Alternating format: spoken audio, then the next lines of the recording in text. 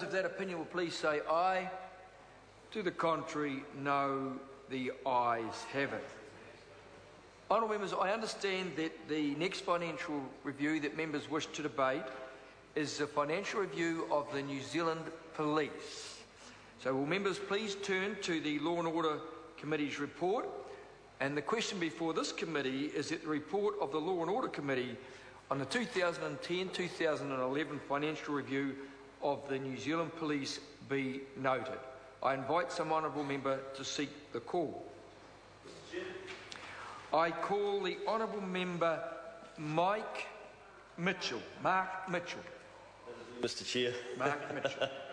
Thank you, Mr. Chair. Mike's a good name, though. I'd just like to open by congratulating, first of all, the Honourable Judith Collins as our Minister of Police from 2008-2011. And of course, our Honourable Anne Tolley, who has now taken up the reins and is doing a fantastic job and is continuing on the same brilliant work that Honourable Judith Collins started in 2008. Mr. Chair, I'd like to say, I'll tell you a little bit about it, Andrew. I served in the police for 14 years. Order. Member must refer to a member by their full name or their title, not their individual nickname, not their individual name. Sorry, Mr. Chair. Yeah, I'll tell you a little bit about it, Andrew Little. I served in the police for 14 years. Unfortunately, I served under a Labor government, and it was a shame. Labor dropped, morale dropped.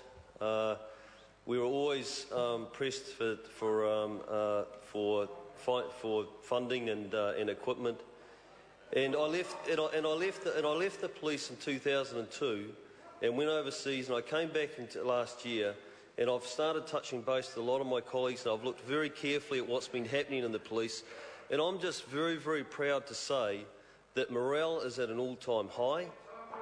I met with the newly appointed area commander for Rodney, Inspector Scott Webb.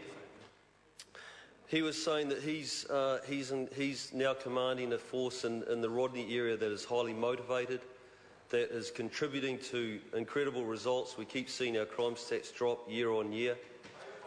And no, it's nothing to do with Labor policy. Mr. Phil Twyford, is it? Yes. No, it's nothing. Thank you.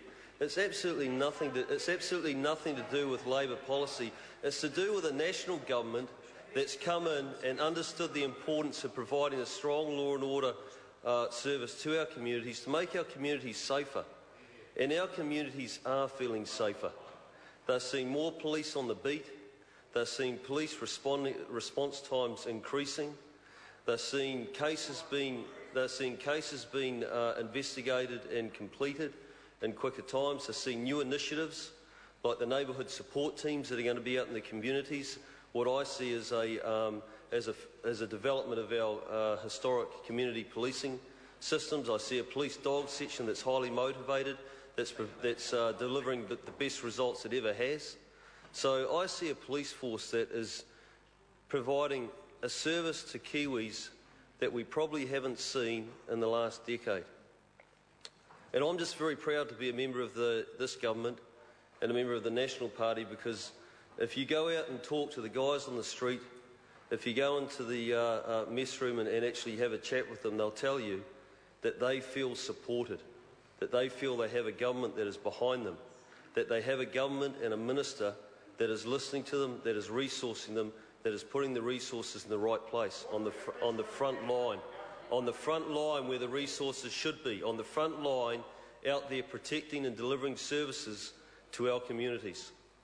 Mr. Chair, it's great pride that I took this call and was able to speak into the performance and the services that are being provided by our police.